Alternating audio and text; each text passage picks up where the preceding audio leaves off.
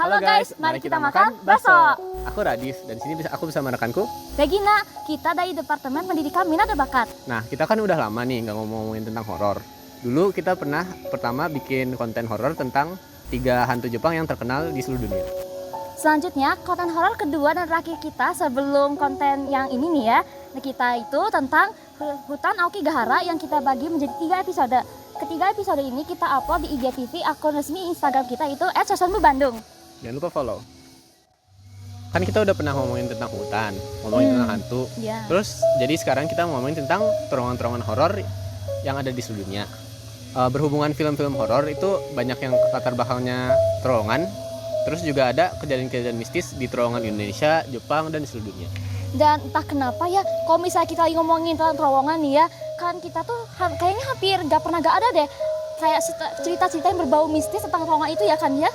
Nah, kalau jangkauan dunia ada beberapa terowongan yang terkenal akan kisah horor atau menyeramkannya. Di antara apa, Radif?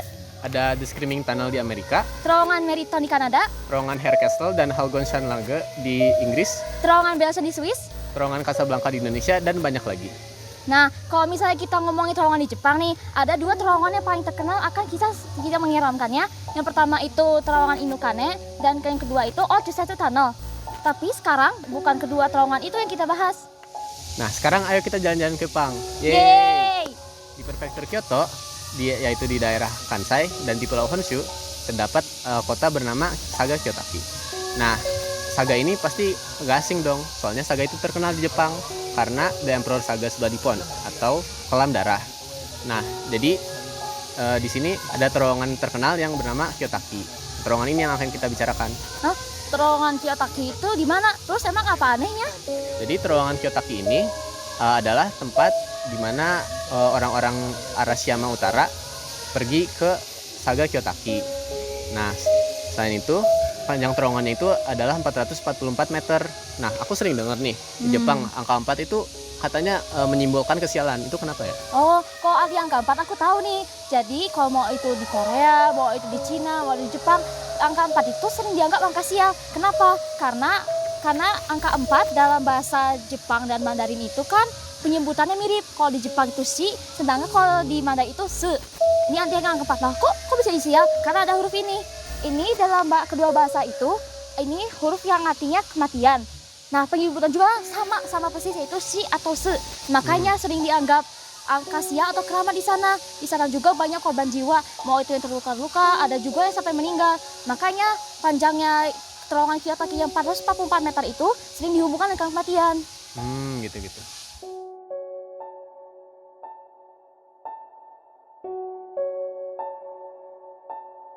Terowongan Kiyotaki ini dibangun pada tahun 1927.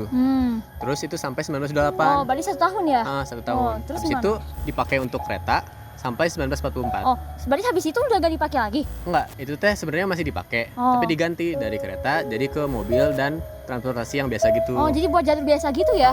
Oh, terus gimana? Terus dulu pas masih kereta itu dipakai untuk orang-orang transportasi ke Arashiyama, ke Kiyotaki, ke Takigawa, sama ke Atago. Oh, jadi buat transportasi orang ya? Saya itu buat apa? Nah, itu untuk orang-orang yang ingin ziarah ke Atago Jinja, kuil Atago. Kuil ya? Ya, mereka bisa berhenti di situ dulu. Ya, kalau misalnya kita pikir-pikir itu bermanfaat sih ya. Loh, kok bisa jadi terowongannya horor ya? Nah, itu karena dulu pas masih dibangun, itu banyak terjadi insiden-insiden. Insiden-insiden, oh contoh-contohnya gimana? Jadi pas dibangun itu kan yang pembangunannya itu situasinya kurang baik. Oh, iya? Jadi banyak terjadi masalah. Selain itu ada juga gempa-gempa bumi. Gempa bumi, terus gimana? Di Jepang kan gempa bumi. Pas ngebangun, terus gimana? Jadi orang-orang teh banyak yang terkubur gitu. Hah? Terkubur jadi ketimpa gempa bumi, terus mereka meninggal situ di tempat. Terus gimana? Ya kalau tubuhnya nggak bisa diambil itu dibiarin aja gitu. Jadi dibiarin membusuk di situ. Terus kalau biarin gitu. Terus kalau misalnya orang-orang yang mayatnya bisa diambil gimana? Nah, itu baru mereka ambil, terus mereka kubur dengan baik di kuburan dekat situ. Oh, aku juga pernah dengar kalau misalnya katanya ya, pas setelah si terowongan ini udah selesai dibangun ya, kan kan orang-orang tuh ada yang make kan. Nah, karena orang-orang pakai ini pas mereka ngelewatin, mereka tuh katanya merasa sakit kepala gitu. Mereka tuh mual, pusing gitu loh. Terus aku juga pernah dengar kalau katanya ada yang pas mereka lewat terowongan ini nih ya, kan mereka tuh kayak apa ya? Kayak mendengar suara-suara gitu loh, kayak suara jeritan atau gumaman gitu. Mungkin dari si jiwa-jiwa itu gak sih? Iya, Jiwa-jiwa itu. Terus mereka juga ada yang bilang, ada masyarakat yang bilang setelah mereka keluar dari terowongan ini nih ya, kan mereka tuh ya terowongan itu kan mereka lihat dari kaca mobil atau kap mobil mereka. Nah, situ tuh ada di kap atau kaca mobil mereka ada sidik jari gitu loh. Oh, sidik jari? Iya, sidik jari orang itu. Padahal mereka tuh sebelum masuk gak ada sama sekali loh. Serem-serem. Emang sih aneh-aneh, tapi kira-kira apa ya yang bikin terowongan ini terkenal? Oh, kalau yang terkenal, nah itu ada masyarakat di situ sekitar yang bilang kurang lebih kayak gini. Jadi jangan melihat cermin di malam hari. Emangnya kenapa? Soalnya kalau ngelihat cermin di matahari, masyarakat itu percaya kalau kamu akan mati 4 hari setelah itu. Hah? 4 hari setelah itu langsung mati? Oh, tapi ya kalau misalnya nih ya, kalau misalnya kita nggak menemukan atau nggak melihat cermin itu gimana? Masih aman nggak? Itu soalnya kan di terowongan kamu pasti naik mobil atau naik motor. Iya. Nah itu ada cermin-cerminnya, ada spion. Hah? Itu juga pengaruh? Nanti spion gimana? Spion itu kalau kamu lihat kayak tadi akan mati 4 hari selanjutnya. Emang? Terus selain itu ada juga bayangan-bayangan yang bisa kamu lihat kalau Jadi kayak penampakan gitu? Nah, kok bisa? Itu sebenarnya karena orang-orang itu kurang ventilasi di situ, jadi mereka agak kurang oksigen. Nah itu mungkin bisa jadi ilusi gitu. Jadi pusing ya. Nah terus apalagi mungkin mereka dengar cerita dari masyarakat orang-orang si tempat, kayaknya ini terowongan ini serem. Jadi mereka mungkin jadi ikutan ke bawah serem ya. Takut itu. Jadi jatuhnya itu mempengaruhi psikologis mereka ya. Tapi kalau aku dengar ya, aku juga pernah dengar katanya kalau kejadian-kejadian mistis ini terjadi setelah dibangun itu, si jiwa-jiwanya ini tuh kayak mereka tuh nggak tenang gitu loh, si jiwa pekerja yang tadi meninggal itu ya. Jadi itu berkeliaran gitu di terowongan itu. Tapi aku juga pernah dengar teori lain yang katanya dulu itu ada pria kuno. Jadi dia itu tewas di perang.